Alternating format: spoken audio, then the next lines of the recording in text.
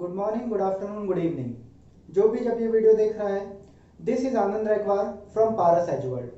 बच्चों, पिछले वीडियो में हम लोगों ने कंजम्पशन और सेविंग को कॉन्सेप्ट को समझा था, जिसमें कंजम्पशन के अंदर हमने कंजम्पशन का meaning, consumption function, consumption equation और प्रोपेंसिटी टू कंज्यूम पढ़ा था। वो प्रोपेंसिटी टू कंज्यूम के अंदर भी हमने दो पार्ट बनाए थे। एक बनाया था average propensity to consume APC और marginal propensity to consume MPC.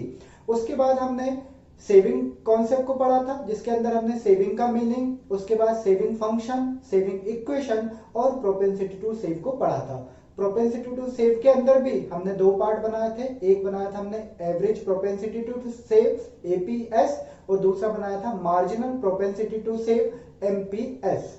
अब आज की क्लास में हम लोगों को इन्वेस्टमेंट, इस कॉन्सेप्ट को समझना है कि इन्वेस्टमेंट क्या है, मीनिंग क्या होता है, कितने टाइप्स के होते हैं और साथ में बहुत important concept investment multiplier. So let's begin. So हमें पढ़ना है इन्वेस्टमेंट। इतना इजी और सिंपल टॉपिक है कि मैं क्या बताऊं। मेरी तो इच्छा हो रही है कि पढ़ाऊं ही नहीं, ये रहना दूं, या आधे घंटे के लिए घूमने चले जाऊं और ये वीडियो का ऑन रहने दूं और बस आधे घंटे बाद ये ऐसा कुछ नहीं दिखेगा, हो गई पढ़ाई। क्योंकि कुछ है ही नहीं भाई, इतना सिंपल कॉन्सेप्ट है कि मैं तो कुछ बोलने से ही रहा, है ना। जैसे देखो, अभी अगर मैं बोलूंगा इन्वेस्टमेंट का मतलब बताओ, आप फटाफट बता दोगे ना। बताओ जरा। हाँ सर बता देंगे, वो तो हमको पता है। किसी कंपनी के शेयर में पैसा लगा दो, उसी को इन्वेस्टमेंट बोलते हैं, है ना। यही है ना दिमाग में भरा तुम्हारे, है ना। सच बताओ, यही भरा है कि किसी कंपनी के शेयर में पैसा लगा देते हैं, उसी को इन्वेस्टमेंट बोलते हैं। हाँ सर हमें तो यही पता है। बस अब तो मुझे जरूर पढ़ाना पड़ेगा। अभी तक मैं सोच रहा था कि चलो यार, इन्वेस्टमेंट बहुत सिंपल सा टॉपिक है, अपन पढ़ाना इनको क्या है, ये तो खुद ही इनको सब पता रहेगा, तो मैं तो जाऊं घूम के आ जाऊं और ये बस पढ़ते रहेंगे, आधे घंटे खुद ही सोच लेंगे, हो जाएगी पढ़ाई। पर आपने जैसा मीनिंग बताया, तो इस वजह से मुझे अब भैया प्रॉपर क्लास लेनी पड़ेगी और अब मुझे आपको पूरा इन्वेस्टमेंट अच्छे से समझाना पड़ेगा। सबसे पहले तो आप दिमाग में से इस बात को निकाल दो कि किसी कंपनी के शेयर में पैसा लगाना यानी इन्वेस्टमेंट होता है।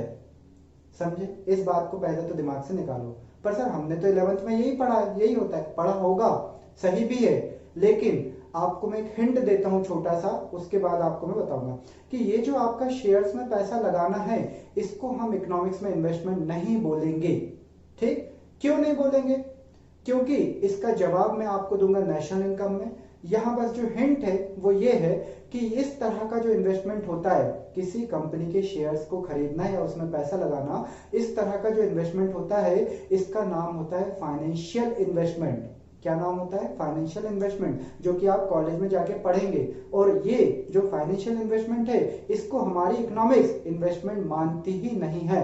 क्यों नहीं मानती है, इसका जवाब मैं नेशनल इनकम में दूंगा। ठीक है, तो इसका मतलब ये हुआ कि जो फाइनेंशियल इन्वेस्टमेंट होते हैं, मतलब ऐसे इन्वेस्टमेंट जो कि शेयर मार्केट में किए जाते हैं, उसको इकोनॉमिक्स इन्वेस्टमेंट नहीं बोलती। इसलिए हम हमारी पूरी इकोनॉमिक्स में शेयर मार्केट में जो पैसा लगा है उसको इन्वेस्टमेंट नहीं बोलेंगे, है ना। आपने अकाउंट्स में पढ़ा होगा या अदर कहीं टर्मिनोलॉजीज में समझा होगा कि शेयर मार्केट में पैसा लगा देना, शेयर खरीदना इन्वेस्टमेंट होता है। होता है, मैं तो खुद बोल रहा हूं, बल्कि मैंने तो आपको नाम भी बता दिया कि इस तरह के इन्वेस्टमेंट का एक नाम भी होता है, इसे बोलते हैं फाइनेंशियल इन्वेस्टमेंट। लेकिन हमारी इकोनॉमिक्स इसे इन्वेस्टमेंट नहीं मानती है। क्यों नहीं मानती, जवाब नेशनल इनकम में दूंगा। लेकिन नहीं मानती है मतलब ये इन्वेस्टमेंट में हम नहीं पढ़ने वाले हैं। समझ गए भाई आप एक चीज? तो ठीक है, तो इकोनॉमिक्स किसे इन्वेस्टमेंट मानती है वो अब मुझे आपको बताना पड़ेगा, है ना। तो देखो, इन्वेस्टमेंट का मतलब होता है ऐसा खर्चा। सर खर्चा? हाँ खर्चा भाई। जैसे कंजम्पशन भी आपका एक खर्चा था ना, उसका पूरा नाम एक्चुअल में कंजम्पशन एक्सपेंडिचर था। ठीक इसी तरह इन्वेस्टमेंट भी आपका एक खर्चा है और एक्चुअल में इसका पूरा नाम इन्वेस्टमेंट एक्सपेंडिचर ही है। तो कंजम्पशन भी नाम अधूरा है, पूरा नाम कंजम्पशन एक्सपेंडिचर होता है, और यहाँ इन्वेस्टमेंट भी नाम अधूरा है, एक्चुअल में पूरा नाम इन्वेस्टमेंट एक्सपेंडिचर होता है। वो तो हमारी आदत हो गई है शॉर्टकट बनाने की, कि जैसे गुड नाइट होता है तो गुड नाइट पूरा नहीं लिखते, बस GN लिख देते हैं। टेक केयर लिखना हो तो टेक केयर नहीं लिखते, TC लिखते हैं। स्वीट ड्रीम SD लिख देते हैं, है ना।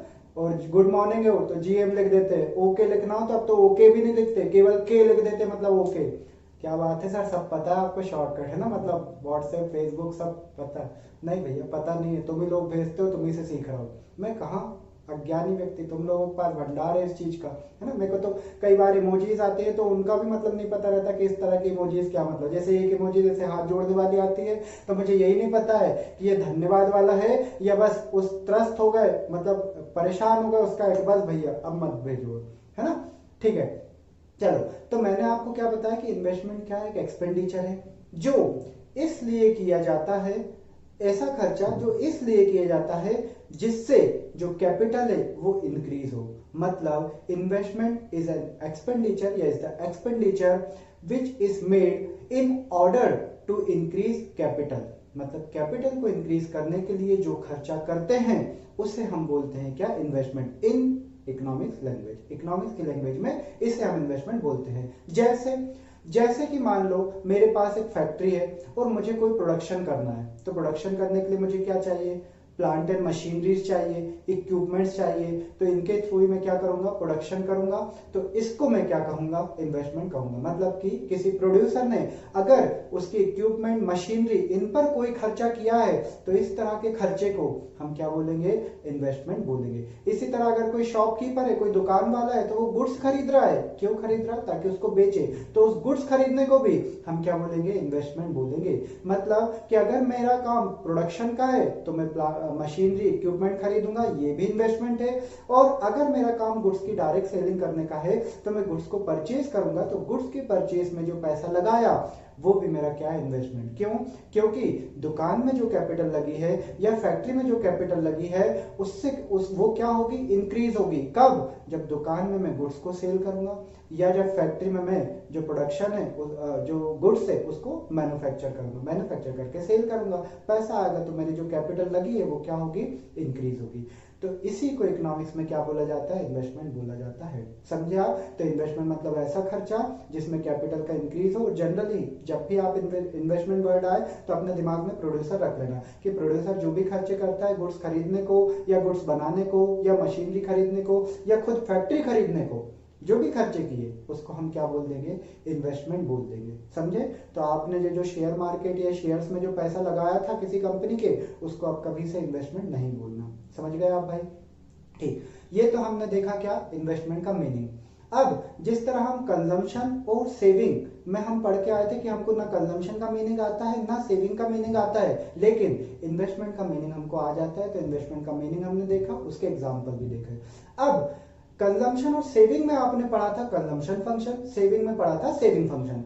यहां इन्वेस्टमेंट में हम आ जाएंगे तो हमें पढ़ना पड़ेगा इन्वेस्टमेंट फंक्शन। अब देखो, कोई व्यक्ति इन्वेस्टमेंट कितना करेगा ये तो डिपेंड करेगा वो कमा कितना रहा, क्योंकि जितना ज्यादा कमाएगा उतना ज्यादा वो इन्वेस्टमेंट करने लगेगा। तो इसका मतलब तो ये है कि जो हमारा इन्वेस्टमेंट फंक्शन है वो भी फंक्शनल रिलेशन तो है, किन दो चीजों के बीच में रहेगा, एक तो रहेगा खुद इन्वेस्टमेंट और दूसरा जिस पर इन्वेस्टमेंट डिपेंड है। और इन्वेस्टमेंट किस पर डिपेंड है, हमारा इनकम पे, क्योंकि जितना हम कमाएंगे उतना हम खर्चा करेंगे। तो इन्वेस्टमेंट फंक्शन में मैं बोलूंगा investment function refers to the functional relationship between investment and income. तो इनकम और इन्वेस्टमेंट के बीच में जो भी फंक्शनल या टेक्निकल रिलेशनशिप होता है उसे हम क्या बोलते हैं, उसे हम बोलते हैं इन्वेस्टमेंट। अब यहाँ पे जो डिपेंडेंट है वो कौन है, इन्वेस्टमेंट, इसीलिए वो इक्वल्स टू के लेफ्ट साइड रहेगा। फॉर्मूला बता रहा हूं मैं, तो इक्वल्स टू के लेफ्ट साइड रहता है कौन, डिपेंडेंट, इक्वल्स टू फंक्शन का साइन, और राइट साइड जो फंक्शन के साथ रहता है वो कौन होता है, इंडिपेंडेंट। और यहाँ इंडिपेंडेंट क्या रहेगी, इनकम। तो हमारा फॉर्मूला क्या बन जाएगा, इन्वेस्टमेंट इक्वल्स टू फंक्शन का साइन ब्रैकेट में इनकम। इन्वेस्टमेंट को हम आई से डिनोट करते हैं, जैसे कंजम्पशन को सी से, इनकम को वाई से, सेविंग को एस से, और इन्वेस्टमेंट को कैसे डिनोट कर रहे हैं हम, आई से। समझ गए भाई इतनी चीज। तो ये तो यहाँ फंक्शन हमने इन्वेस्टमेंट फंक्शन का मीनिंग देखा, इन्वेस्टमेंट फंक्शन का फॉर्मूला देखा, और उसके क्या सिंबॉलिक मीन्स होते हैं वो देखे। यहाँ पर इन्वेस्टमेंट फंक्शन और इनकम इस तरह के सिंबल यूज हुए हैं। अब कंजम्पशन और सेविंग में आपने पढ़ा था क्या, वहां आपने पढ़ा था कि इस फंक्शन भी होते हैं उनके और इक्वेशन भी होते हैं, लेकिन इन्वेस्टमेंट की कोई इक्वेशन नहीं रहेगी, इन्वेस्टमेंट का केवल फंक्शन रहेगा। हाँ, पर इक्वेशन नहीं है तो कुछ तो एक्स्ट्रा डालेगा आपका सीबीएसई बोर्ड, तो उसने यहाँ पर इन्वेस्टमेंट के टाइप्स डाल दिए। तो अब हम देखने वाले हैं इन्वेस्टमेंट के टाइप्स कि इन्वेस्टमेंट कितने टाइप्स के होते हैं। तो इन्वेस्टमेंट जो है वो मेनली होते तो बहुत सारे टाइप के, पर आपके सिलेबस में मेनली है 2 टाइप के, है ना। कौन कौन से टाइप तो मैं थोड़ा बता देता हूँ। जैसे देखो, जब मैं शुरुआत में बता रहा था कि इन्वेस्टमेंट जो आप बोलते हो शेयर मार्केट में पैसा लगा, उसका एक नाम है, क्या नाम बताया था मैंने उसको? Financial investment. और हमने जो पढ़ रहे हैं उसका भी एक नाम है, उसका नाम है रियल इन्वेस्टमेंट, है ना। एग्जाम में कभी रियल इन्वेस्टमेंट नहीं आता है, पर मैं बता रहा हूँ आपको कि आप इन्वेस्टमेंट के टाइप पढ़ रहे हैं तो कितने टाइप्स के होते हैं। तो देखो, एक तो खुद फाइनेंशियल इन्वेस्टमेंट होता है, एक रियल इन्वेस्टमेंट होता है, एक ग्रॉस इन्वेस्टमेंट होता है, एक नेट इन्वेस्टमेंट होता है, एक गवर्नमेंट इन्वेस्टमेंट होता है, एक प्राइवेट इन्वेस्टमेंट होता है, एक इंड्यूस्ड इन्वेस्टमेंट होता है और एक ऑटोनोमस इन्वेस्टमेंट होता है। ये 8 टाइप के जनरली इन्वेस्टमेंट के टाइप्स होते हैं, ठीक है, 8 टाइप के। लेकिन हमको अच्छी बात यह है कि इनमें से कोई से टाइप नहीं पढ़ने सिवाय 2, ठीक है। ये जो 8 टाइप है इसमें से कोई से नहीं पढ़ने सिवाय 2 के। वो 2 भी कौन से, जो मैंने आखिरी में बोले। एक मैंने बोला आपको इंड्यूस्ड इन्वेस्टमेंट, दूसरा मैंने बोला आपको ऑटोनोमस इन्वेस्टमेंट। यानी अगर हमसे सीबीएसई बोर्ड ने पूछा कि इन्वेस्टमेंट के कितने टाइप्स होते हैं और उनको समझाइए, तो हम बताएंगे यहाँ कि इन्वेस्टमेंट 2 टाइप के होते हैं। एक होता है इंड्यूस्ड इन्वेस्टमेंट और दूसरा होता है ऑटोनोमस इन्वेस्टमेंट। अब इंड्यूस्ड वर्ड आपने शायद अभी तक अपनी क्लास में नहीं सुना है, लेकिन ऑटोनोमस वर्ड तो आपने सुना है, क्योंकि ऑटोनोमस कंजम्पशन, ऑटोनोमस सेविंग, इस टाइप के वर्ड हम पढ़ के आए थे। और मैंने आपको ऑटोनोमस का मतलब क्या बताया था? इंडिपेंडेंट, जो फ्री हो, है ना। तो अभी ऑटोनोमस इन्वेस्टमेंट तो बाद में आए, पहले हम इंड्यूस्ड इन्वेस्टमेंट को देखते हैं। तो देखो, इंड्यूस्ड का मतलब होता है ऐसा पर्सन जो किसी से मोटिवेट हो रहा हो या किसी पे डिपेंड हो या किसी के थ्रू मैनिपुलेट हो रहा हो। मैनिपुलेट हो रहा हो मतलब कि वो डिपेंड है किसी पे। तो अगर कोई चीज किसी पे डिपेंड होती है तो ऐसे चीज को हम क्या बोलते हैं? ऐसे इन्वेस्टमेंट, ऐसी चीजों को हम बोलते हैं इंड्यूस्ड। और हम पढ़ रहे हैं इंड्यूस्ड इन्वेस्टमेंट, यानी ऐसे इन्वेस्टमेंट जो किसी पे डिपेंड है। और किस पे डिपेंड है? अभी थोड़ी ही देर पहले हमने फंक्शन देखा था कि जो ऑटोनोमस, जो हमारा इन्वेस्टमेंट फंक्शन है, वो रिलेशनशिप होता है इन्वेस्टमेंट और इनकम के बीच में। मैंने आपको बताया भी था कि इन्वेस्टमेंट किस पे डिपेंड होते हैं? इनकम पे। तो इंड्यूस्ड इन्वेस्टमेंट मतलब ऐसे इन्वेस्टमेंट जो कि प्रॉफिट या इनकम पर डिपेंड होते हैं। तो ऐसे इन्वेस्टमेंट को हम क्या बोलते हैं? इन्हें हम बोलते हैं इंड्यूस्ड इन्वेस्टमेंट। यानी ये मोटिवेट होंगे किस चीज से? इनकम से। इनकम ज्यादा होगी तो ऐसे इन्वेस्टमेंट भी ज्यादा होंगे, इनकम कम होगी तो ऐसे इन्वेस्टमेंट भी कम होंगे। लेकिन दूसरी तरफ अगर मैं बात करूं ऑटोनोमस इन्वेस्टमेंट की, तो नाम ही ऑटोनोमस यानी इंडिपेंडेंट यानी फ्री, जो डिपेंड नहीं है। काय पे डिपेंड नहीं है तो डिपेंड होते काय पे हैं? इनकम पे। तो जो इनकम पे डिपेंड ना हो उसे हम बोल देते हैं क्या? Autonomous investment. तो इन्वेस्टमेंट हमने 2 टाइप के, एक तो इंड्यूस्ड इन्वेस्टमेंट मतलब ऐसे इन्वेस्टमेंट जो इनकम पे या एस्टिमेटेड प्रॉफिट्स पर डिपेंड होते हैं, उसे हम बोलते हैं इंड्यूस्ड इन्वेस्टमेंट। दूसरा होता है हमारा ऑटोनोमस इन्वेस्टमेंट, मतलब ऐसे इन्वेस्टमेंट जो इनकम पर डिपेंड नहीं होते, इनकम से फ्री होते हैं, उसे हम बोलते हैं ऑटोनोमस इन्वेस्टमेंट।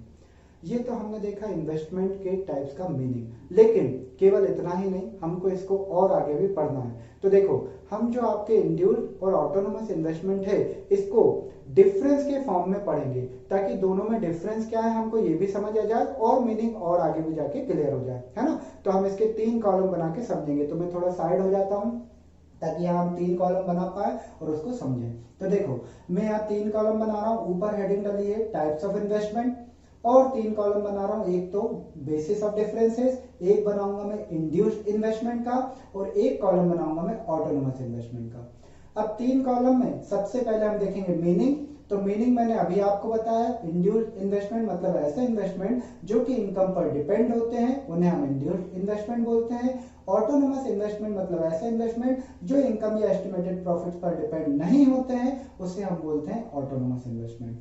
एग्जाम्पल, तो एग्जाम्पल ही हम देखने वाले हैं। जैसे देखना, इंड्यूस्ड में मैंने क्या बताया? जो इनकम पर डिपेंड हो। जैसे जितने भी प्राइवेट कंपनियां हैं या जितने भी प्राइवेट फैक्ट्री या प्रोड्यूसर्स होते हैं, वो हमेशा इन्वेस्टमेंट तभी करेंगे जब वो कमा रहे हैं, क्योंकि वो जितना ज्यादा कमाएंगे उतना ज्यादा वो और पैसा अपने बिजनेस में लगाएंगे और फैक्ट्री मशीन्स वगैरह खरीदेंगे और गुड्स परचेज करेंगे। और अगर वो कम पैसा लगा, और अगर मान लो उनकी इनकम कम है, तो फिर वो इन्वेस्टमेंट भी कम करेंगे, क्योंकि कमा के ही तो इन्वेस्टमेंट करेंगे ना भाई। अगर मैं मेरी ही बात करूं कि कि मेरी अगर आज खुद में फैक्ट्री सेटअप करता हूँ तो फिर फैक्ट्री से मैं पैसा कमाऊंगा, और जितना ज्यादा मैं पैसा कमाऊंगा उतना ज्यादा पैसा और नई फैक्ट्रीज या उसी फैक्ट्रीज में क्या करूंगा, लगाऊंगा, ताकि फैक्ट्री का डेवलप हो या नई नई फैक्ट्रियां मेरी बने। और अगर मान लो मैं उस फैक्ट्री से पैसा नहीं कमा पा रहा तो फिर मैं आगे कहां से इन्वेस्टमेंट करूंगा जब पैसे ही नहीं आएगा।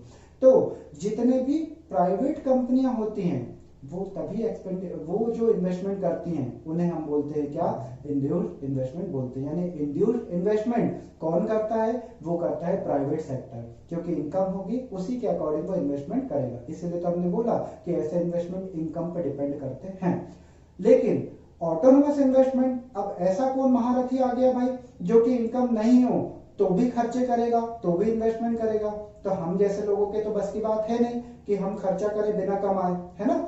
लेकिन एक महारथी है और वो है गवर्नमेंट, क्योंकि गवर्नमेंट कमा रही हो चाहे नहीं कमा रही हो, उसको जनता के लिए पैसा तो खर्च करना पड़ेगा ही। अभी आपने देखा ना वो मोदी जी ने पैकेज निकाला, कितने 13.5 लाख करोड़ या 20 लाख करोड़ जितने का भी पैकेज निकाला। तो अभी तो किसी गवर्नमेंट की कोई कमाई नहीं हो रही भाई, उसके बाद भी उसने इस तरह के पैकेज निकाले, यानी वो खर्चा कर रही है। और इसके अलावा भी अभी उसको रोड्स भी बनवानी है, अभी उसको डैम्स वगैरह भी बनवाने हैं, हॉस्पिटल भी खुलवाना है, एजुकेशन भी देखना है, सब कुछ उसको करवाना है। अब गवर्नमेंट ऐसा नहीं बोल सकती कि भैया इस साल कोरोना महामारी चली थी तो हम कोई पैसा नहीं कमाए हैं इसलिए इस साल कोई रोडें नहीं बनेगी, कोई पुल नहीं बनेंगे, कोई ब्रिजेस नहीं बनेंगे, कोई न्यू हॉस्पिटल्स नहीं खुलेंगे, और गवर्नमेंट स्कूल के जो एम्प्लॉय है या जो भी टीचर्स है उनको भी हम सैलरी नहीं देंगे। क्यों? क्योंकि हमने पैसा नहीं कमाया इस साल। क्या ऐसा गवर्नमेंट बोल सकती है? नहीं, है ना। इसका मतलब ये है कि गवर्नमेंट पैसा कमाए चाहे ना कमाए, उसको तो खर्चा करना पड़ेगा। उसको स्कूल कॉलेजेस भी बनवाने पड़ेंगे, हॉस्पिटल्स भी बनवाने पड़ेंगे, उसको ये अपने कहना चाहिए रोड ब्रिज सब देखना पड़ेगा। तो ये सब उसको खर्चा करना पड़ता है, ये उसके इन्वेस्टमेंट एक्सपेंडिचर होते हैं जो कि इनकम नहीं होने पर भी करने पड़ते हैं। तो ऐसे इन्वेस्टमेंट जो कि गवर्नमेंट के थ्रू किए जाते हैं उसे हम बोलते हैं ऑटोनोमस इन्वेस्टमेंट। हम जैसे लोग हैं तो हम कमाएंगे तो इन्वेस्टमेंट करेंगे, वो कौन से हुए? प्राइवेट सेक्टर वाले इन्वेस्टमेंट और इंडिविजुअल इन्वेस्टमेंट। और गवर्नमेंट इनकम नहीं होने के बाद भी इन्वेस्टमेंट का खर्चा कर रही है, उसे हम बोलते हैं क्या? ऑटोनोमस इन्वेस्टमेंट, है ना। ठीक, ये हमारा हुआ दूसरा पॉइंट। अब हम देखेंगे क्या कि इसका तीसरा पॉइंट। तीसरा पॉइंट में हम बात करेंगे इसके इनकम इलास्टिसिटी की, कि कौन इनकम इलास्टिक है और कौन कौन इनकम इनइलास्टिक है। इलास्टिक का मतलब क्या होता है? चेंज होना। तो अभी हमने देखा कि हमारे जो इंड्यूस्ड इन्वेस्टमेंट है वो इनकम के अकॉर्डिंग क्या होते हैं? चेंज होते हैं। यानी अगर इनकम चेंज हुई तो ऐसे इन्वेस्टमेंट चेंज हो जाएंगे। इसीलिए इस तरह के जो इन्वेस्टमेंट होते हैं वो इनकम इलास्टिक होते हैं। इनकम इलास्टिक मतलब इलास्टिक जो इनकम है उसके अकॉर्डिंग वो इलास्टिसिटी बनाते हैं, मतलब चेंज होते हैं।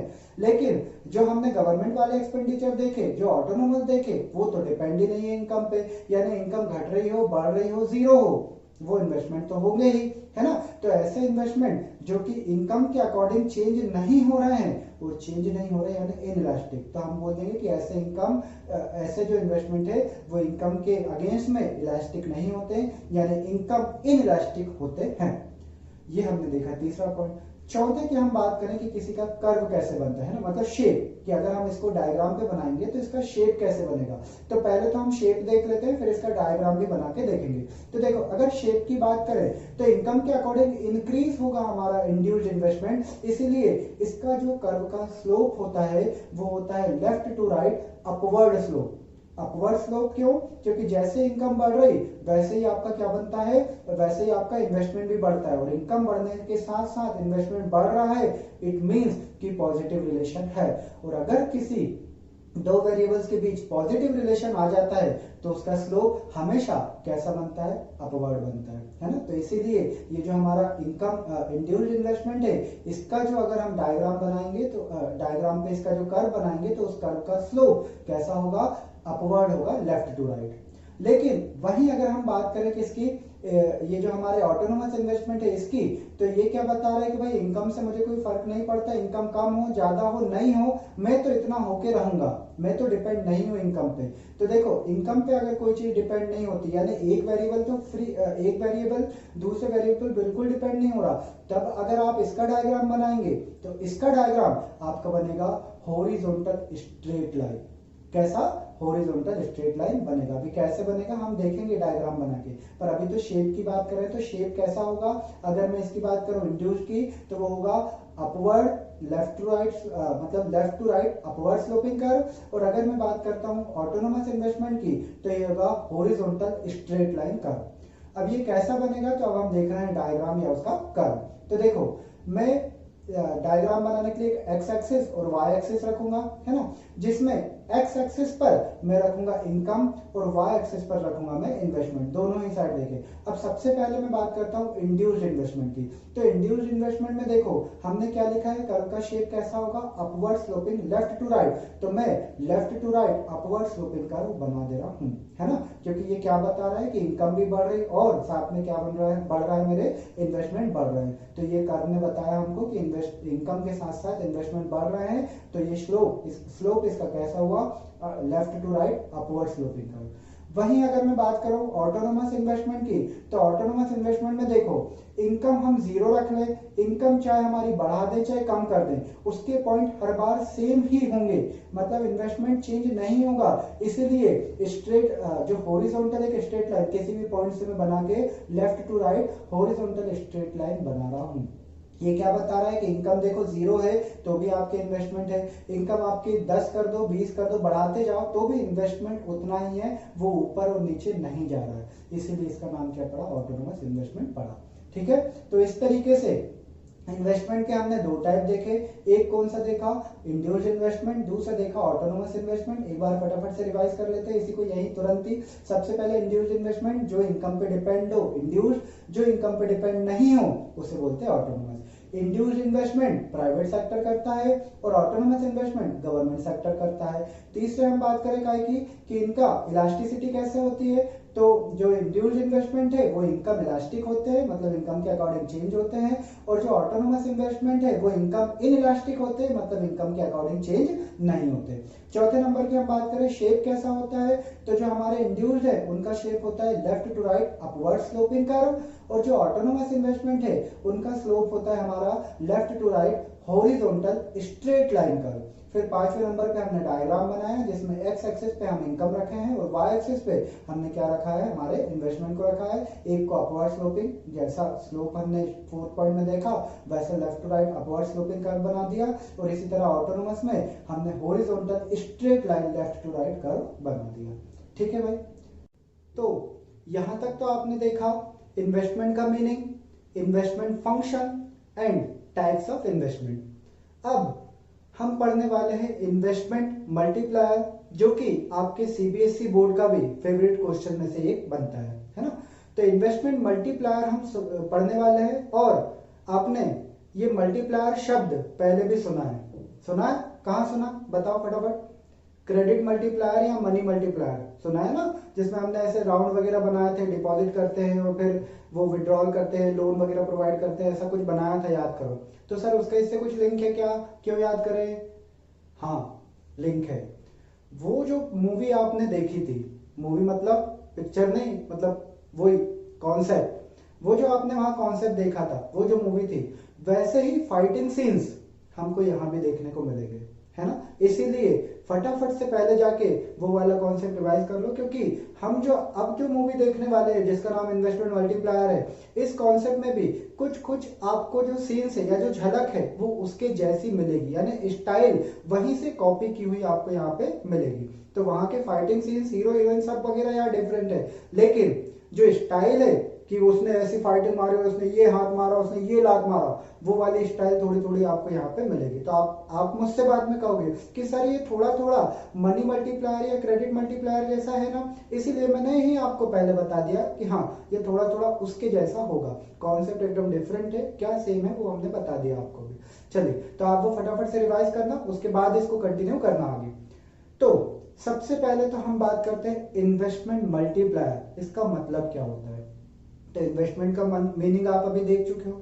मल्टीप्लायर का मतलब क्या होता है भाई, मल्टीप्लायर का मतलब होता है मल्टीप्लाई करने वाला, यही होगा ना मल्टीप्लायर, यानी मल्टीप्लाई करने वाला।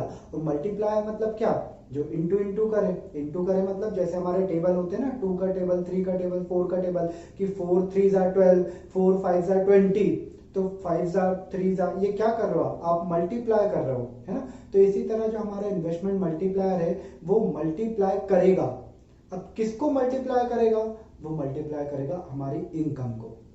तो इन्वेस्टमेंट मल्टीप्लायर का मीनिंग जनरली मैं बताऊं क्या होता है अपनी लैंग्वेज में, कि अगर किसी ने हमारी इकोनॉमी में इन्वेस्टमेंट कर दिया यानी उसमें पैसा लगा दिया, कि हमारी इकोनॉमी में, इंडिया की इकोनॉमी में किसी ने अगर कोई पैसा लगा दिया तो वो इंडिया की जो नेशनल इनकम है या जो इनकम है उसको कितने टाइम्स इंक्रीज कर देगा। इसी को कहा जाता है इन्वेस्टमेंट मल्टीप्लायर, कि अगर किसी ने इन्वेस्टमेंट किया मतलब 100 रुपए हमारी इकोनॉमी में लगा है तो हमारी इकोनॉमी या कंट्री की इनकम कितने टाइम्स इंक्रीज हो जाएगी। मान लो एग्जांपल में कि मान लो 4 टाइम्स इंक्रीज हो गई, तो 100 रुपए का इन्वेस्टमेंट और 400 की अगर हमारी इनकम इंक्रीज हो गई तो हम कह सकते हैं कि ये जो इन्वेस्टमेंट मल्टीप्लायर है ये कितना इंक्रीज कर दिया हमारी इनकम को, 4 टाइम्स इंक्रीज कर दिया। ठीक, तो जनरल लैंग्वेज तो मैंने आपको बताया कि इन्वेस्टमेंट मल्टीप्लायर का मीनिंग क्या होता है, लेकिन अब हम इसको लिखेंगे कैसे। तो इसके लिखने के लिए हमको एक प्रॉपर एकेडमिक लैंग्वेज यूज करनी पड़ेगी और उसके प्रॉपर फॉर्मूले भी यूज करने पड़ेंगे। तो देखो सबसे पहले तो मैं आपको बताता हूं क्या, कि यहाँ पे ये जो आपकी एकेडमिक लैंग्वेज में इन्वेस्टमेंट मल्टीप्लायर है इसको हम लिखेंगे कैसे। तो हम लिखेंगे investment multiplier is the relationship between change in income and change in investment, या हम ऐसा बोल सकते हैं it is a relationship that shows the change in income due to change in investment. यानी ये एक ऐसा रिलेशनशिप है जो ये बताता है कि हमारी इनकम में कितना चेंज होगा ड्यू टू मतलब वजह से, किसकी वजह से, चेंज इन इन्वेस्टमेंट, की इन्वेस्टमेंट में चेंज होने की वजह से हमारी इनकम में कितना चेंज हो जाएगा, इसी को बोला जाता है क्या, इन्वेस्टमेंट मल्टीप्लायर। ये तो हमने देखा मीनिंग। अब हम इसका देखेंगे फॉर्मूला। तो इसको ये जो हमने लिखा चेंज इन जो इनकम में चेंज होता है due to change in investment, इसी को हम फॉर्मूले में बता देंगे। सबसे पहले मैं लिखूंगा के इक्वल्स टू चेंज, ये जो चेंज का साइन है ना, जो रेक्टेंगल का साइन होता है, रेक्टेंगल के फॉर्म से शेप में होता है, तो रेक्टेंगल का साइन मतलब चेंज, पहले तो क्या लिखूंगा मैं, इनकम, और अपॉन में चेंज इन इन्वेस्टमेंट। तो k इज इक्वल टू लिखा है मैंने चेंज इन इन्वेस्टमेंट अपॉन में, sorry change in income upon में चेंज इन इन्वेस्टमेंट। इसी का सिंबॉलिक फॉर्म को हमें बताना पड़ेगा, पर उससे पहले मैं एक और फॉर्मूला लिख रहा हूं। एक और फॉर्मूला है हमारा k is equal to 1 upon में 1 माइनस MPC। क्या लिखा है मैंने, k is equal to 1 upon में 1 माइनस MPC। ये हमारा k मतलब k क्या है, दो फॉर्मूले। k क्या है, तो k का मतलब है मल्टीप्लायर, इन्वेस्टमेंट मल्टीप्लायर। ठीक है सर, k मतलब इन्वेस्टमेंट मल्टीप्लायर। उसके बाद चेंज इन y का जो सिंबल है उसको हम बता देंगे चेंज इन y मतलब चेंज इन इनकम। फिर चेंज i का साइन है तो उसको हम बता देंगे, इसका मतलब होता है चेंज इन इन्वेस्टमेंट। फिर यहाँ पे जो दूसरा फॉर्मूला है उसमें क्या है, k तो आ गया, 1 है, 1 माइनस MPC, और MPC मतलब होता है मार्जिनल प्रोपेंसिटी टू कंज्यूम। ये इतनी चीजें हम बता देंगे। ठीक है, अब इसमें से आपको क्या चीज नहीं पता है, के मतलब इन्वेस्टमेंट मल्टीप्लायर, अभी मैंने मीनिंग बताया।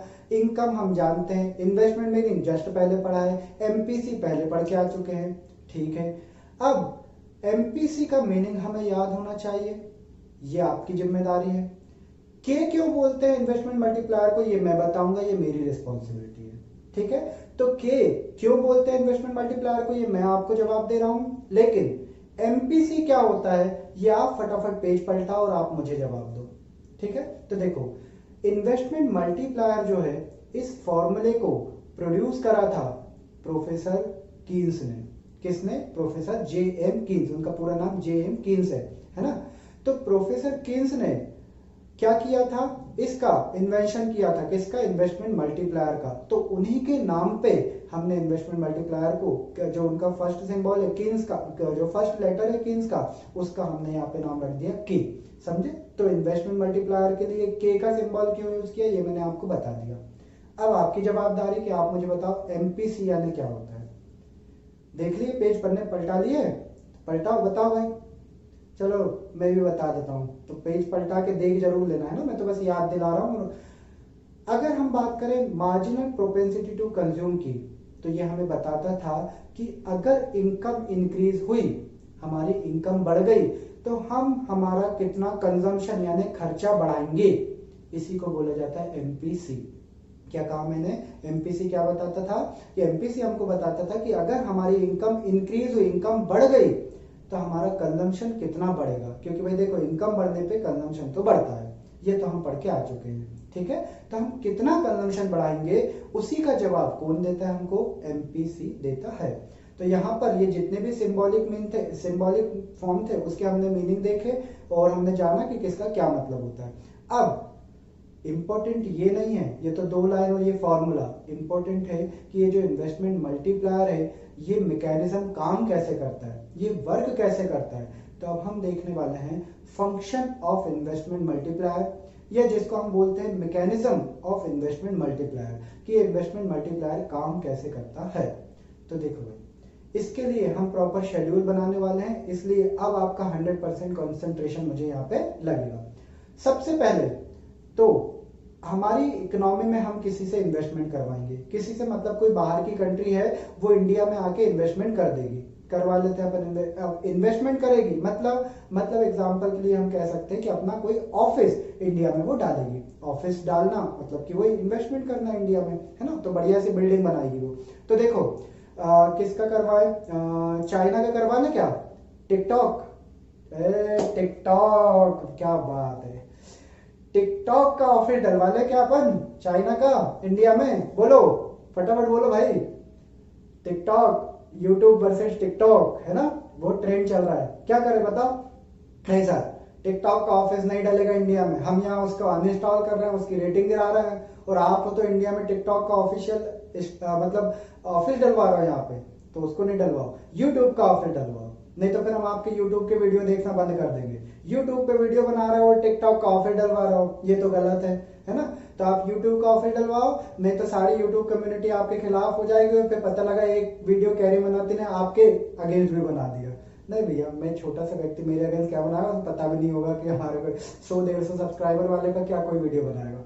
चलो ठीक है, मैं यूट्यूब का ऑफर डलवा देता हूँ, है ना। बाकी देखो भाई, ये सब चीजें कुछ काम की नहीं होती हैं, आप किसी के अगेंस्ट हो, किसी के फेवर हो, मैटर नहीं करता। मैं तो बस इतना जानता हूँ, जहां काम की चीज मिले आपको वहां से ले लेना चाहिए, है ना। और मुझे ये सब जानकारी, आप ये सोच रहे होंगे कि जरूर यूट्यूब, टिकटॉक, व्हाट्सएप, फेसबुक ये चलाते होंगे तो यहाँ से जानकारी मिलती होगी, तो ऐसा कुछ नहीं है। मुझे ये जो जानकारी मिली वो न्यूज से मिली, क्योंकि न्यूज चैनल नाम की भी कोई चीज है जो आपको इन्फॉर्मेशन देती है, वैलिड और ऑफिशियल इन्फॉर्मेशन प्रोवाइड करती है, तो वहां से मुझे इन्फॉर्मेशन मिली है। और मैं आपसे कह ही रहा हूँ कि जितने भी प्लेटफॉर्म्स होते हैं, इसमें मैं किसी का फेवर नहीं कर रहा हूँ, किसी का अगेंस्ट कर भी नहीं रहा हूँ, है ना। मुझे तो बस इस चीज से मतलब है कि मेरे काम का कंटेंट कहाँ मिलेगा, जहां मेरे काम का कंटेंट मिलेगा मैं तो वहां चले जाऊंगा। जैसे अगर आप न्यूज चैनल की बात करें, तो न्यूज चैनल पे भी मैं मानता हूं कि 80% काम की बातें होती है और 20% उसमें भी बकवास होती है। तो आप 20% छोड़ दो ना, वो न्यूज का 80% लो जो आपके काम का है। इसी तरह जितने भी सोशल प्लेटफॉर्म्स होते हैं उसमें आप देखेंगे तो ज्यादातर उल्टा होता है, 20% काम की चीज और 80% टोटल गार्बेज है। जैसे न्यूज में 80% ऑफिशियल या काम का और 20% गार्बेज होता है, इसी तरह ये जो सोशल प्लेटफॉर्म्स होते हैं वहां पे 80% गार्बेज और 20% काम का होता है। और ये मैं सभी का बता रहा हूँ, चाहे यूट्यूब, टिकटॉक, व्हाट्सएप, फेसबुक कुछ भी ले लो आप, है ना।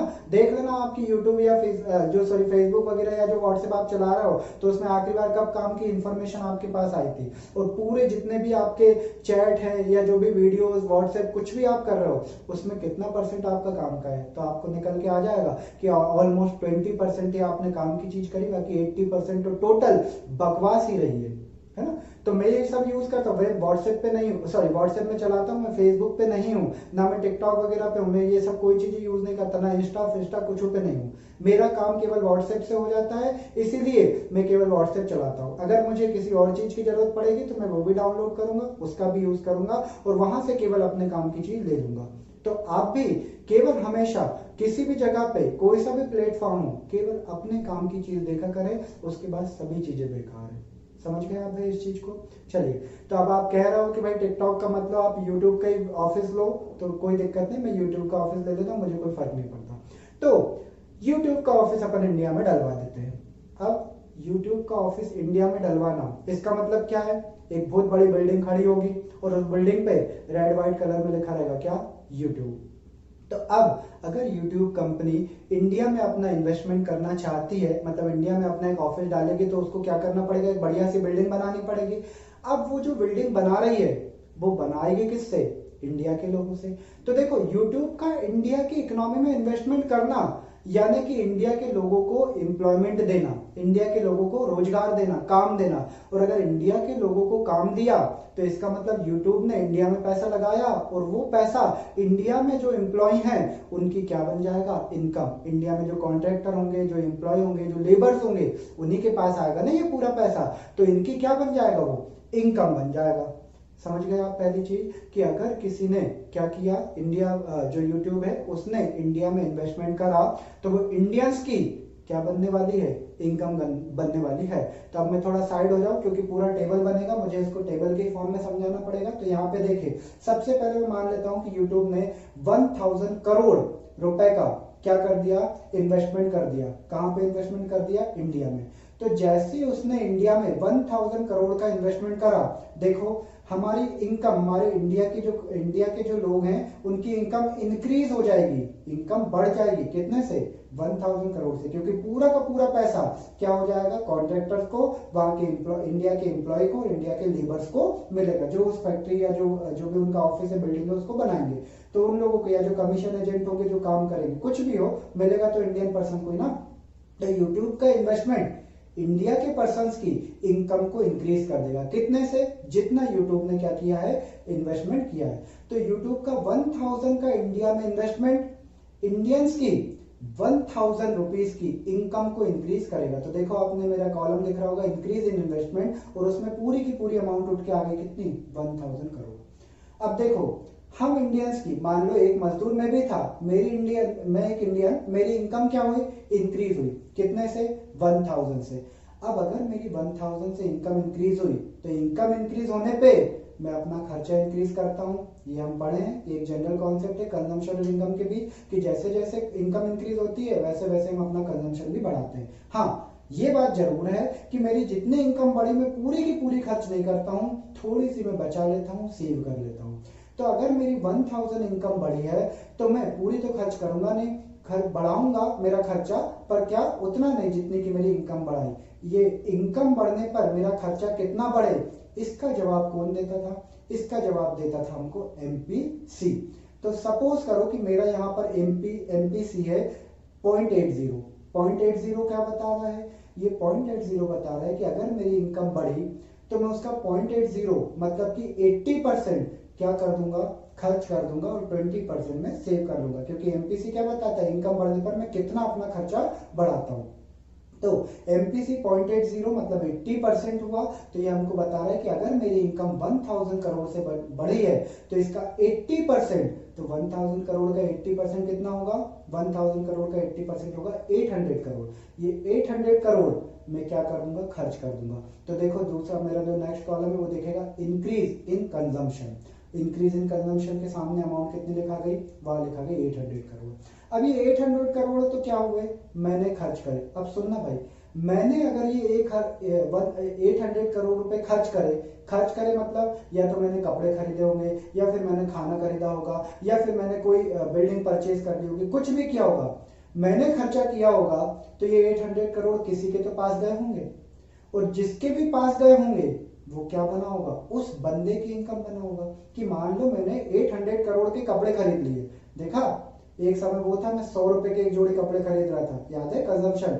और अब देखो मैं कपड़े कितने के खरीद रहा हूँ, 800 करोड़ के। किसी का भी वक्त जरा में बदल सकता है, इसलिए कभी भी किसी के अगेंस्ट में मत हो बेटा, है ना।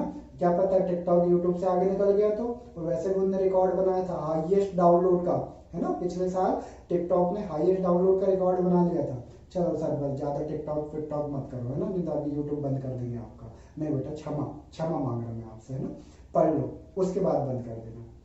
हाँ, तो यहां मैंने क्या बोला कि 800 करोड़ जो मैंने खर्च करे, मैंने कपड़े खरीद लिए। तो मैंने जब कपड़े खरीदे तो कपड़े की जो दुकान वाला था उसके पास वो पैसे आ गए ना, उसकी इनकम बना ना। तो मेरे 800 करोड़ का खर्चा दूसरे की 800 करोड़ की इनकम को इंक्रीज कर देगा, यानी दूसरे बंदे की इनकम बढ़ जाएगी कितने से 800 करोड़ की। तो यहाँ पे देखो मेरा जो 800 करोड़ रुपए की इनकम खर्चा है वो अगले की इनकम बन जाएगा, इंक्रीज हो जाएगी कितने से 800 करोड़ से। अब वो बंदा भी खर्चा करेगा क्योंकि उसकी इनकम बढ़ी तो वो भी तो खर्चा करेगा ना। तो वो कितना खर्चा करेगा, तो हमने एमपीसी एक बार ले लिया है तो सबके लिए वही चलेगा। ऐसा नहीं कि मेरा एमपीसी अलग और दूसरे का अलग, सभी में इंडिया का एमपीसी है वो, तो इंडिया में जो भी लोग हैं वो उसी रेशो से खर्च करेंगे, ये हमारा अजम्पशन है ना। तो एमपीसी कितना भी है 0.80 है। तो वो जो कपड़े वाला था उसने क्या करा, उसने 800 करोड़ में से अब वो खर्च करेगा क्योंकि इनकम बढ़ी तो वो भी खर्चा करेगा। तो वो कितना खर्चा करेगा, 800 का 0.80 मतलब 80%। तो 800 का 80% कितना होगा 640 करोड़। कितना हो जाएगा 640 करोड़। तो उसके खर्चे इंक्रीज दिखेंगे कितने 640 करोड़। अब जो कपड़े वाले ने खर्चा किया, कपड़े वाले ने मान लो किराना खरीद लिया, सब्जी वगैरह खरीद ली, कितने की 640 करोड़ की। तो 640 करोड़ की अगर उसने खर्चा किया तो फिर किराने वाले और सब्जी वाले की इनकम बनेगा ना। तो ये जो 640 करोड़ जो कपड़े वाले का खर्चा है वो अब किराने वाले, सब्जी वाले या दवाइयां जो भी वो खरीद रहा उन बंदों की क्या बन जाएगा इनकम, क्योंकि एक का खर्चा दूसरे की क्या बन जाता है इनकम बन जाता है। तो ये 640 करोड़ कपड़े वाले का खर्चा इंक्रीज कर देगा इनकम को, सब्जी वाले, दवाई वाले या फिर कहना चाहिए किराने वाले की इनकम को। और इसी तरह फिर किराने वाले, सब्जी वाले ऐसे आगे खर्चा करते जाएंगे, वो किसी और की इनकम बनते जाएगा। तो अब बात ये आती है कि फिर ये कहानी चलेगी कब तक, क्योंकि जे तो खर्चा करेंगे तो वो तो दूसरे की इनकम बनती जाएगी, तो फिर इसका अंत कब होगा भाई। तो बस हमको यही तो देखना है। ऐसे तरह का कॉन्सेप्ट हमने मनी मल्टीप्लायर में भी देखा था कि वहां भी ये चलते जा रहा था, तो उसका अंत कब होगा, इसी तरह यहाँ का भी अंत कब होगा। तो इसके लिए अभी जो हमने फॉर्मूले बनाए थे वो फॉर्मूले हम देखेंगे।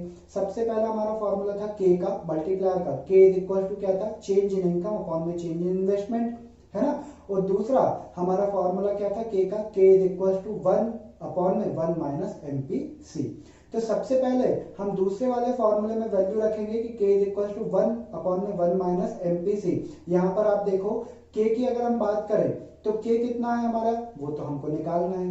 1 अपॉन में 1 माइनस एमपीसी, एमपीसी कितना है, एमपीसी हमारा 0.80 या 0.80। तो k is equal to 1 minus 1 upon में 1 माइनस 0.80, तो मैं बोल सकता हूँ 1 अपॉन में 0.20। अब 1 में अगर आप 0.20 का डिवाइड दोगे तो k इज इक्वल टू आएगा 5, और k मल्टीप्लायर है, इन्वेस्टमेंट मल्टीप्लायर है, तो मल्टीप्लायर हमेशा टाइम्स में आते हैं। तो k इज इक्वल टू क्या दिखा रहा है आपको 5 टाइम्स दिखा रहा है।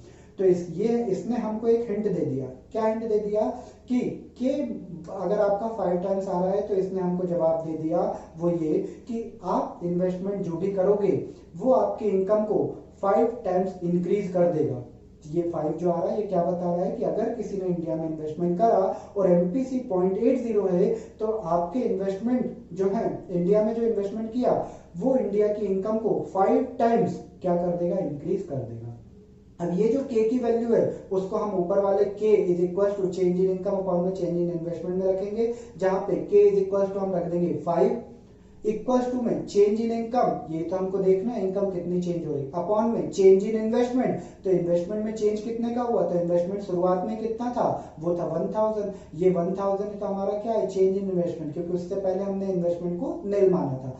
तो इन्वेस्टमेंट कितना रख दिया या चेंज इन इन्वेस्टमेंट कितना रख दिया, वो रख दिया हमने 1000, और जो हमारा k है वो रख दिया हमने 5, और ऊपर क्या हमारा y। तो अब इस इक्वेशन को सॉल्व करो तो आपका आएगा change in income equal to 5 into 1000 sorry 5 into 1000 आपको क्या बताएगा कि change in income equal to 5000। तो अभी तो हमने यहाँ हिंट से ही देख लिया था कि अगर हमारी जो इन्वेस्टमेंट में चेंज हुआ तो हमारी इनकम कितने टाइम्स चेंज हो जाएगी, 5 टाइम्स, और वो हमने फॉर्मूले में पुट करके विथ वैल्यू भी देख लिया कि इनकम जो इन्वेस्टमेंट थे वो हमारे 1000 के इंक्रीज हुए थे, तो हमारी जो इनकम है वो कितने टाइम इंक्रीज या चेंज हो गई, 5 टाइम्स चेंज हो गई, मतलब 5000 हो गई। तो ये जो आपकी इंक्रीज इन इनकम चल रहा था, जो कि पहले 1000 फिर 800 फिर 640 आया था, ये नीचे जाता जाएगा और टोटल आके कहाँ रुकेगा, जब आपकी इनकम कितनी हो रही होगी 5000 हो रही होगी। तो जहां पे 5000 करोड़ आपकी इनकम हो जाएगी वहां पर आके ये रुक जाएगा। और कंजम्पशन का टोटल कितना होगा, तो कंजम्पशन आप जो चेंज इन कंजम्पशन है वो कितना निकाल रहे हो, जो भी आपकी इनकम है उसका 80%, तो ये जो 5000 है उसका 80% कितना होगा 4000। तो 4000 आपका किस में दिखेगा, ये आपका दिखेगा चेंज इन कंजम्पशन में। इसी का नाम है भैया मैकेनिज्म ऑफ इन्वेस्टमेंट मल्टीप्लायर। और है ना थोड़ा थोड़ा उसके जैसा, क्योंकि वो भी इसी तरह के कुछ प्रोसेस अपनाता था, वो बीच में आके छोड़ देता था, बोलता भैया ये तो कब तक चलते रहेगा, कब तक टोटल करे। तो उसमें भी हमने मनी मल्टीप्लायर का फॉर्मूला लगाया था, यहाँ पर हमने हमारे इन्वेस्टमेंट मल्टीप्लायर का फॉर्म लगा दिया।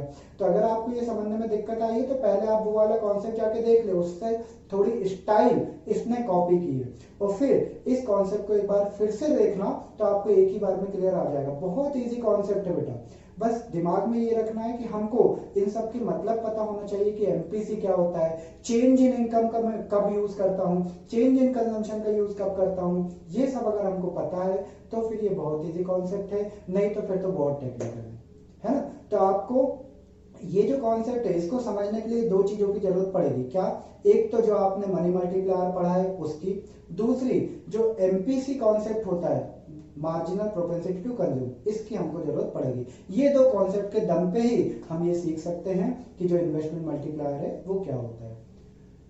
तो आज की क्लास में हम लोगों ने इन्वेस्टमेंट का मीनिंग, इन्वेस्टमेंट का example, types of investment, investment multiplier और मैकेनिज्म ऑफ इन्वेस्टमेंट मल्टीप्लायर को समझा है। और इसके साथ ही आपकी जो चैप्टर है जिसका नाम है डिटर्मिनेशन ऑफ इनकम कंप्लीट होता है। हमारी यूनिट की अगर हम बात करें तो हमारी यूनिट का नाम है determination of income and employment, और ये यूनिट दो पार्ट में बटी है, एक है डिटर्मिनेशन ऑफ इनकम और दूसरा पार्ट है डिटर्मिनेशन ऑफ एम्प्लॉयमेंट। तो अभी हमने इस यूनिट के पहले part that is determination of income को कंप्लीट किया है। कल हम इस यूनिट के सेकंड चैप्टर को जिसका नाम है डिटर्मिनेशन ऑफ एम्प्लॉयमेंट इसको स्टार्ट करेंगे। Till then bye bye to all of you, thank you so much.